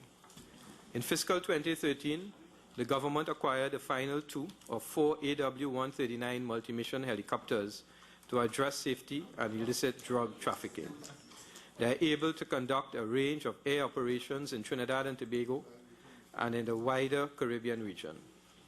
In the coming year, the government will build upon these efforts by focusing on securing our nation's ports as targets for arson, sabotage, vandalism, piracy, tampering with cargo, unauthorized access, smuggling of weapons, and drug trafficking. Mr. Speaker, the government has continued to roll out its own CCTV network to bolster existing capacity. 245 CCTV cameras have been installed at Beetham, Sealots, Dundonald Street, Aranguez, El Socorro, Mova, San Juan, and Santa Cruz. Additionally, 118 cameras have been installed at various locations in Tobago. As of August 2013, 873 CCTV cameras have been installed in East Port of Spain and in Tobago. Installation is scheduled to continue in the central, southern, and western divisions. Community outreach. The government will continue to spearhead programs such as the Hoop of Life Community Basketball League, community policing, police youth clubs, and anti-bullying camps aimed at strengthening police public relationships within communities and fostering cohesiveness among members of the community. Mr. Speaker, similarly, the government will implement a number of medium-term security measures. These policies will provide improved access to social services and deepen law enforcement community relations. Some of the measures entail full implementation of the National Security Operations Center, which will be the communications platform of all law enforcement agencies, enhanced E99 rapid response service to provide real-time responses to all emergency calls with linkages to all police vehicles outfitted with GPS tracking technology, institution of unmanned aerial vehicles. These vehicles will improve the level of surveillance and intelligence within our maritime borders. Establishment of a counter-trafficking unit, which will be tasked with a responsibility for investigating and prosecuting traffickers. The CTU will also rescue, rehabilitate, and repatriate victims as necessary. Expansion of preventative programs, such as the National Mentorship Program and the Trinidad and Tobago Cadet Force, with units in every secondary school in Trinidad and Tobago. Establishment of the National Security Training Agency to provide safety and security training. The agency will deliver a minimum of 204 training sessions in 15 core courses to the national security community in fiscal 2014. It is expected that this training will benefit an estimated 8,916 personnel from the various divisions within the national security and law enforcement sector. An expansion of the Citizen Security Program, which will continue to focus on addressing the risk factors associated with crime and violence, utilizing community action as a primary strategy. We will expand the program from 22 communities now to 30 communities during the first quarter of the new fiscal year. Our long-term programs are aimed at engendering social and economic development. It will provide a holistic environment with a satisfied community and an enhanced quality of life. Among the key long-term measures are construction of police stations, which will continue with 8 police stations being built throughout Trinidad and Tobago. This project is aimed at building capacity and improving the physical security infrastructure and the work environment of police officers, as well as enhancing the delivery of service to these communities. Acquisition of 2 launches, which will provide harbor patrol for suspicious activities, including human smuggling and trafficking, and improve legislation to address a number of areas such as gang-related crime and human trafficking, with priority being accorded to legislation dealing with the private security industry and amendments to the Evidence Act and the Defense Act. Mr. Speaker, in the coming year and beyond, the government will continue to focus on strengthening the capacity of our existing national security institutions through the introduction of modern technology, upgrading physical infrastructure, strengthening its human resource base, and expanding the legal framework. Social care and community advancement. Mr. Speaker, the government continues to place great emphasis on easing the social challenges posed by poverty, social inequality, and social exclusion. We have in place a comprehensive network of programs and services which protect and assist vulnerable and marginalized groups in our society. Over 40,000 households continue to benefit from the targeted conditional cash transfer program. In December 2012, the elderly and differently abled mobile service was launched with a fleet of 27 buses to cater to the transportation needs of the elderly and differently abled members of our society. In January 2013, a direct deposit service was launched to provide a more convenient and safer way for senior citizens to access their pensions. In February 2013, the disability assistance grant was increased from $1,300 to $1,500 per month, providing more purchasing power to over 24,100 differently abled citizens. In February 2013, the special child grant was also increased from $800 to $1,000 per month. Approximately 2,336 special children benefit from this grant.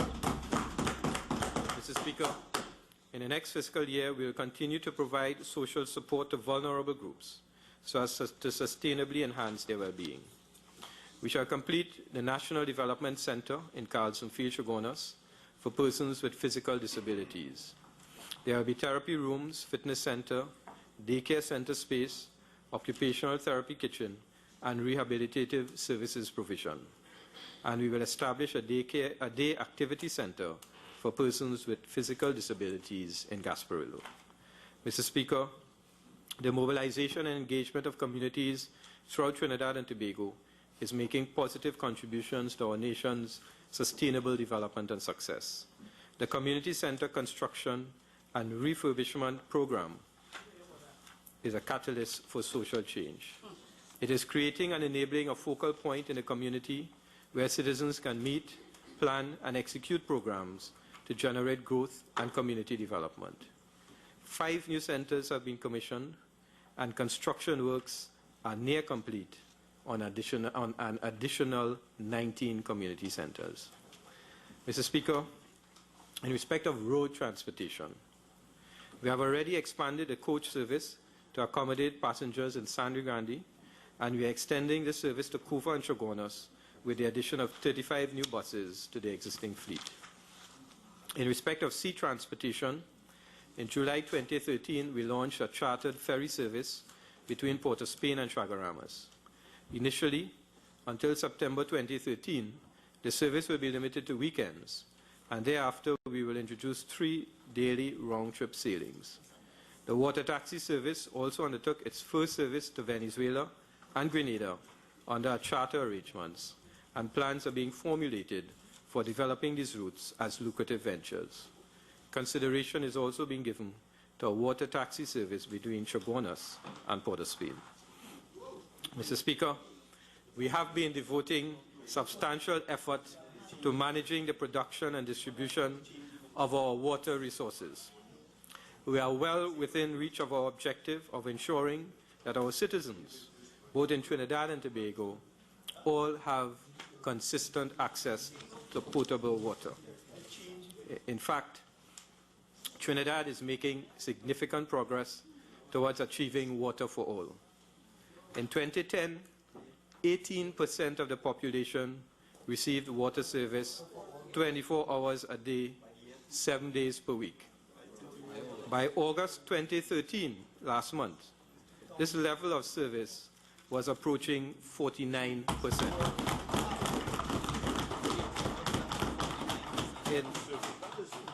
In 2010, 38% of the population received water service 24 hours a day, 5 days per week.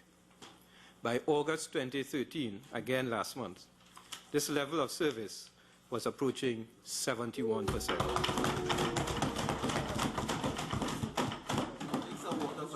Yeah, I need some water. Tobago is well within achieving water for all. In 2010, 23% of the population received water service 24 hours a day, 7 days a week. As at last month, this level of service was approaching 67%. In 2010, 29% of the population received water service 24 hours a day, 5 days a week in Tobago. By August 2013, this level of service was approaching 83%. Mr. Speaker, not only are the needs of our citizenry for potable water being addressed, but also sanitation requirements. We are expanding and improving wastewater treatment, collection and disposal systems in Malabar, San Fernando, Maloney, Cunupia, and Scarborough, Tobago. On completion of these works, 45% of the population would benefit from centralized sewer treatment. The current level is 30%. In the coming year, the Ministry of the Environment and Water Resources will undertake a comprehensive review of the fines applicable to a range of illicit activities which impact on our flora and fauna. As a first step, we shall increase the fines for littering. Mr. Speaker, I wish now to turn to Tobago. I am pleased to acknowledge that consistent with the provisions of the Tobago House of Assembly Act, the required budget documents were transmitted once again by the Tobago House of Assembly within the time frame specified under the Act. I must congratulate the Chief Secretary and the Secretary of Finance for their efforts. I am also pleased to report that subsequent to our receipt of the submissions, 2 consultative meetings and other discussions were held with Assembly officials in Tobago as well as in Trinidad regarding the Assembly's budget proposals for fiscal 2014. We also addressed the development challenges facing Tobago over the short to medium-term period. Mr. Speaker, as far as the government is concerned, the significance attached to the tourism sector in the Assembly's proposals is not surprising, given that sector's importance to the Tobago economy. We are heartened by the recent indication of some recovery in the tourism sector with respect to both domestic and foreign tourist arrivals, even though we would have been much more satisfied with a faster and more widespread turnaround in the sector. We are holding strongly to the view, however, that the central government's recent initiative to provide additional support to the hotel and guest house subsector in the form of loan guarantees will soon begin to bear fruit. This will increase the size and quality of the room stock on the island and protect local investors from some of the volatility that is so characteristic of the tourism sector. We shall support the revitalization of the Tobago economy through a broad-based approach involving the resuscitation of the tourism sector through the allocation of a further $50 million to the Loan Guarantee Fund, which had an initial capitalization of $100 million. We shall also designate the Cove Industrial Estate as a free zone for an initial period of 5 years. The designation of the Crown Point area as a special development area in order to attract foreign direct investment will also be done this year. And the development and expansion of the A&R Robinson International Airport in the context of a public-private partnership is also under consideration. Mr. Speaker, Caribbean Airlines Limited and the Tobago House of Assembly are in collaboration towards ensuring that the special airlift requirements of Tobago are met in a structured and efficient manner. The budgetary allocation for the Tobago House of Assembly for fiscal 2014 is 2.4 billion, of which 2.1 billion would be for recurrent expenditure, 363 million for capital expenditure, and 19 million for the unemployment relief program. Furthermore, under the various other heads of expenditure, Tobago would receive another 831.2 million. Mr. Speaker, in total, Tobago would receive 3.3 billion, or the equivalent of 5.39% of the national budget. I am pleased to say that this represents more than the minimum 4.03% of the national budget as recommended by the Dispute Resolution Commission, and is very much in keeping with the proposals made by this government earlier in the year regarding an appropriate share of the budget to be allocated to Tobago. Mr. Speaker, I shall now present my tax proposals. In order to encourage small and medium-sized enterprises to raise capital through the Trinidad and Tobago Stock Exchange, I propose with effect from October 1st, 2013, to amend Section 3, Part 15 of the Corporation Tax Act by redefining the qualifying capital base for these incentives by excluding retained earnings and reserves, and in terms of the new issued capital raise, the 30% to be owned by 25 unrelated shareholders, which will now become 30% of the new capital issued. In respect of the establishment of a motor vehicle accident fund, I propose with effect from January 1st, 2014, to establish by legislation a motor vehicle accident fund using the funds from the 6% tax on insurance premium. The fund will be used to compensate victims sustaining bodily injuries from accidents involving vehicles driven by uninsured drivers.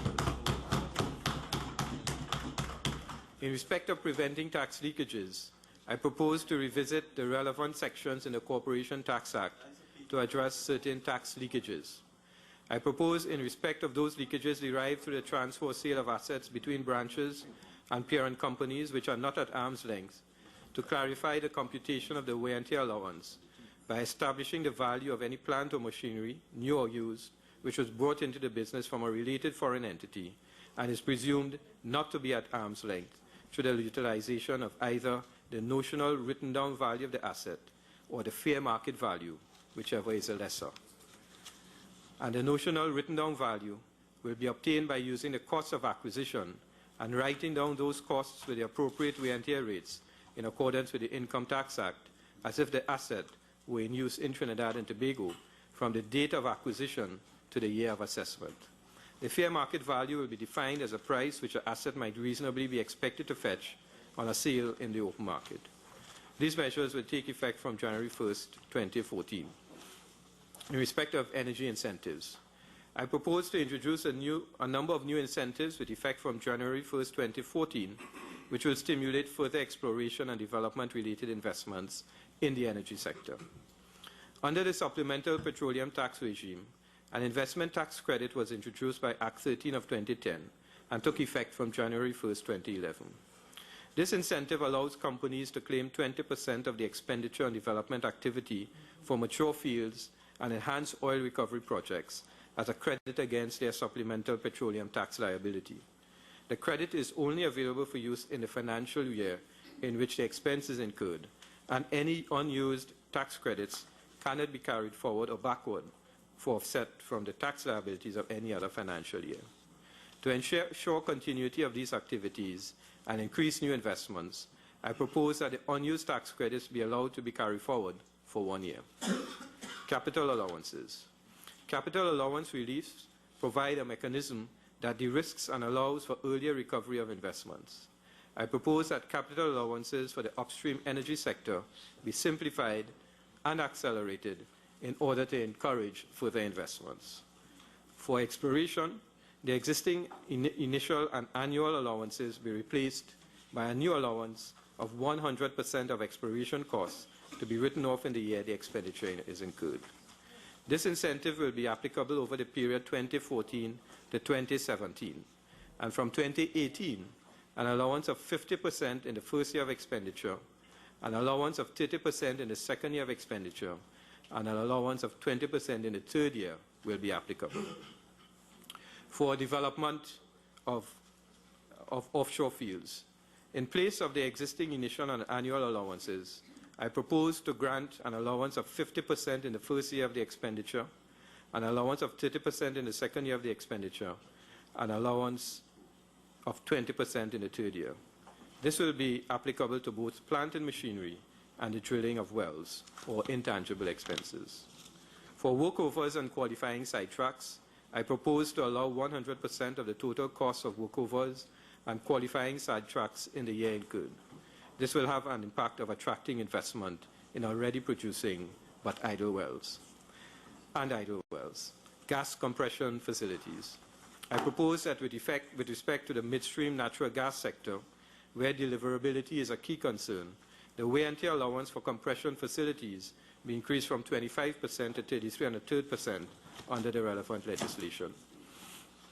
In respect of the promotion of alternative fuels, compressed natural gas, I propose to replace the existing incentives of tax credit of 25% and wear and tear allowance for fleet operators with a simple tax allowance of 100% on the cost of converting motor vehicles of either individuals or companies to use CNG, up to a maximum expenditure of $40,000 per vehicle. This would allow a benefit identical to the tax credit incentive, which would now extend to both individuals and companies who file annual income tax returns. This measure will come into effect on January 1st, 2014. In respect of improving energy efficiency and discouraging the illegal export of subsidized fuel, I propose to waive the existing 20% customs duty payable on compact fluorescent lamps, CFLs. And I propose to treat with the illegal export of subsidized fuel by creating indictable offenses under the Customs Act and the Excise Act. These offenses will carry fines up to $500,000. In addition to the goods being forfeited, the vessel involved shall also be forfeited. I propose also to amend Section 6 of the Petroleum Act to provide an increase in the fines for the illegal export of subsidized fuels from $30,000 and $1,500 per day for a continuing offense to $500,000 and $50,000 per day. These measures will take effect from January 1st, 2014. In respect of illegal quarrying, I propose to increase the penalties for illegal quarrying on private lands as provided for in Section 45 of the Minerals Act. For anyone engaged in illegal quarrying, the fine on summary conviction will be increased from $200,000 to $500,000, and the fines for subsequent convictions will be increased from $300,000 to $700,000. For anyone who purchases any material from an illegal operator, any mineral from an illegal operator, the fine on summary conviction will be increased from $100,000 to $500,000. For any illegal operator who fails to notify the Director of Minerals of the discovery of any minerals not authorized by the license, fails to maintain proper books or records, obstructs the director in the exercise of his power, or pollutes any watercourse in the exercise of his operations, the fine would be increased from $100,000 to $500,000. And for anyone who commits breaches of the Act or the regulations and where no punishment is specified, the fine will be increased from $50,000 to $200,000. I propose to increase the penalties for illegal quarrying of asphalt or other material on state lands, as provided for under the State Lands Act as amended. For anyone engaged in the removal of asphalt, the fine on summary conviction will be increased from $120,000 to $300,000, and the fines for subsequent convictions will be increased from $250,000 to $500,000. For anyone engaged in the removal of material other than asphalt, the fine on summary conviction will be increased from $60,000 to $120,000, and the fines for subsequent conviction will be increased from $120,000 to $300,000. In respect of the importation of new and foreign used cars over 2,499 cc, I propose to increase customs duty by 25% with effect from October 1st, 2013 on new and foreign used cars over 2,499 cc's, excluding T vehicles and vehicles registered for use as maxi taxis. In respect of the environment, the government will take a more proactive approach to protect the environment and will implement a number of measures, including increased fines and penalties. As an initial measure, I propose to increase by 100% all fines for littering with effect from January 1st, 2014, in accordance with the provisions of the Litter Act, and pursuant to that, the fine for offences in respect of individuals will be increased from $2,000 to $4,000, and in respect of body corporates from $4,000 to $8,000. In respect of developers for land and houses, I propose to extend the time frame for developers to receive tax exemptions to develop residential house sites being part of a land development project. In the Finance Act 2013, the incentive was given up to the period ending December 31st, 2015. I shall extend the deadline date to December 31st, 2018. In respect of the Betting Levy Board operations, I propose to increase the license fee from $100,000 to $200,000 payable by all betting officers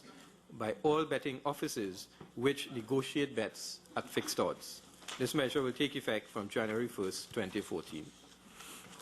I turn now to estimates of revenue and expenditure for 2013-14. Mr. Speaker, let me turn now to our estimates of revenue and expenditure for fiscal year 2014. Government expenditure is calibrated on the basis of revenue projections which are predicated on oil and gas price assumptions of US $80 per barrel and US $2.75 per MMBTU, respectively. We have also made provision in the estimates for clearing a number of long outstanding balances due to creditors of the government. Mr. Speaker, we are projecting the following. For total revenue, $55 billion. Oil revenue, $23.3 billion. Non-oil revenue, $32.6 billion. Total expenditure net of capital repayments and sinking fund contributions, $61.3 billion. Mr. Speaker, in the next fiscal year, I am projecting a fiscal deficit of $6.3 billion, or 3.6% of GDP, down from the 4.6% in the financial year 2013 budget, thereby fulfilling our commitment to the citizens of Trinidad and Tobago.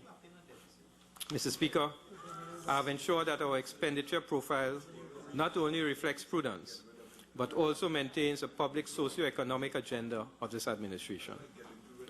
In addition to promote increased employment and investment, I have increased our capital program by over $500 million in this fiscal year, bringing the total amount to $8 billion, or 4.5% of GDP, the largest in our nation's history.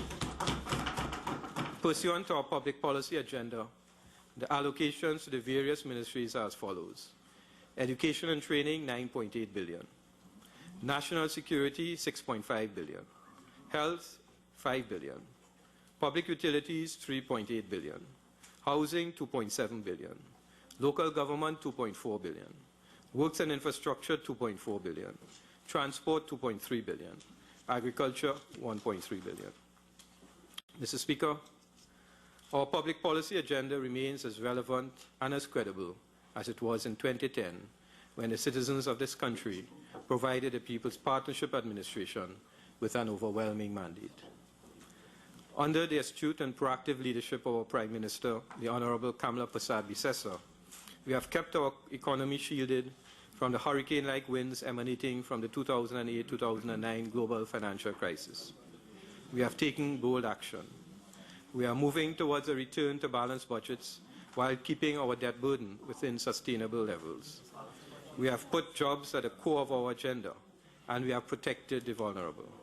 We have rolled out productivity-enhancing infrastructure to catalyze growth and development.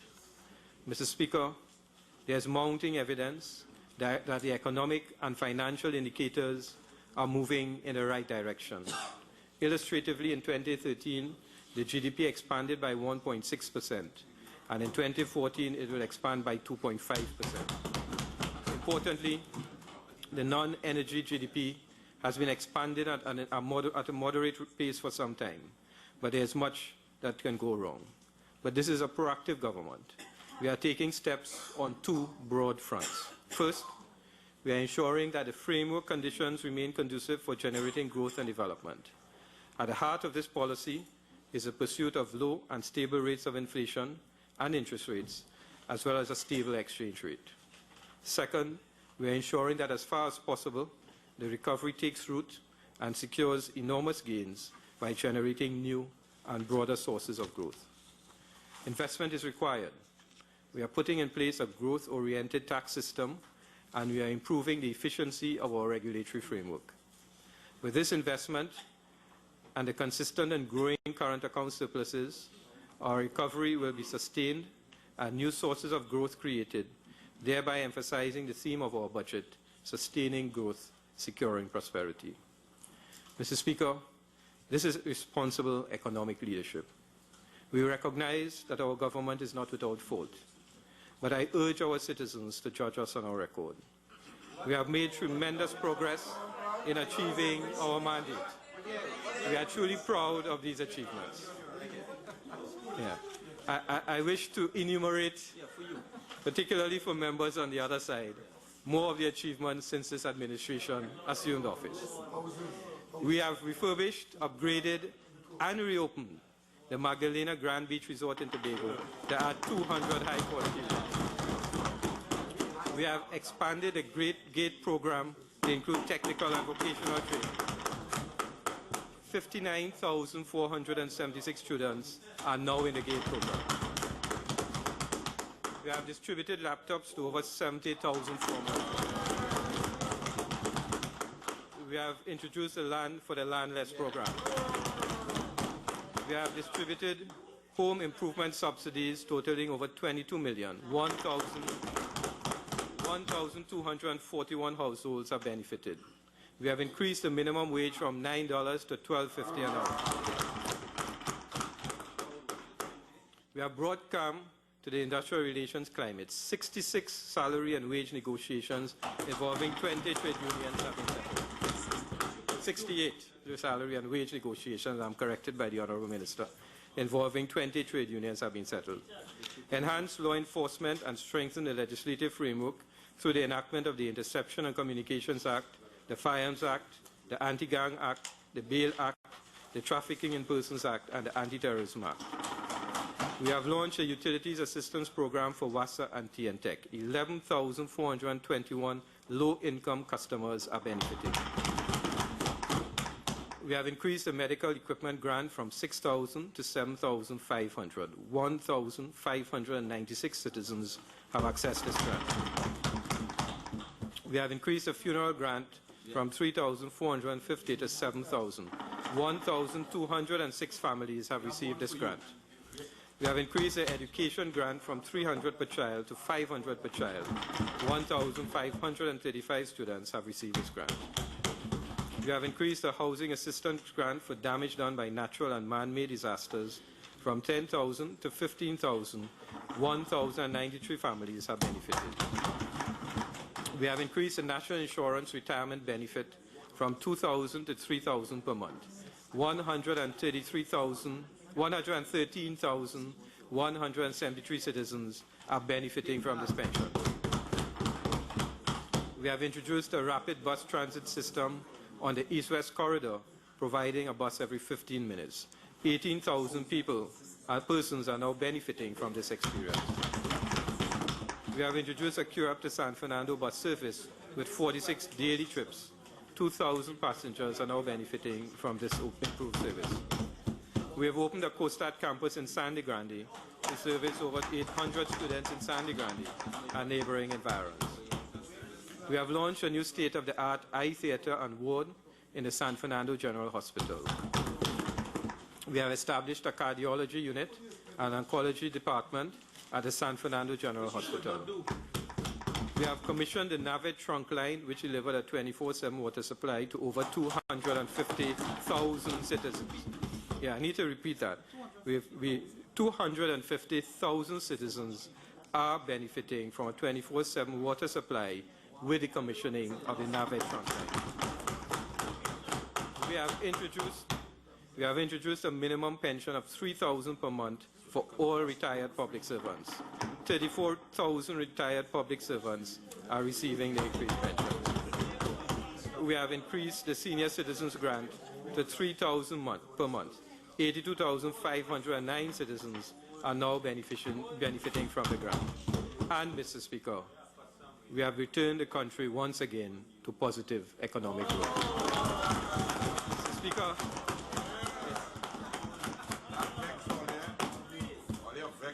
Mr. Speaker, as we continue to expand our economy, we shall ensure that the fruits of these benefits are equitably spread throughout our population. Mr. Speaker, in a multi-ethnic and multiracial society, governing is as complex as it is challenging. Yet in this country, those in need receive help and the elderly are valued. Very importantly, those with potential will continue to be provided with a wide spectrum of opportunities. In closing, Mr. Speaker, I close as I open. I would like to extend my congratulations to the Soca Warriors who have won the match against Saudi Arabia 3-1.